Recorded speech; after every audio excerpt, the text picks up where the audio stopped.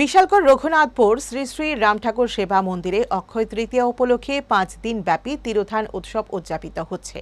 বুধবার হরিনাম সংকীর্তনে ভক্তদের উপচে পড়া ভিড় লক্ষ্য করা যায় এবং 10,000-এর বেশি ভক্তদের মধ্যে মহাপ্রসাদ বিতরণ করা হয়।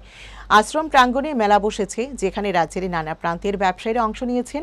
বৃহস্পতিবার নগর কীর্তনের মাধ্যমে অনুষ্ঠানের সমাপ্তি হবে বলে জানান মন্দিরের সম্পাদক গণেশ চন্দ্র ভৌমিক। কবে থেকে আমাদের বাৎসরিক উৎসব ঠাকুরের তিরোধান দিবস হিসাবে আমরা প্রতি বছর এটা পালন করি। এটাই আমাদের সর্ববৃহৎ অনুষ্ঠান, বাৎসরিক অনুষ্ঠান। কত বছর যাবৎ চলছে? প্রায় আজকে 30 বছর যাবৎ আমরা এটা পালন করছি।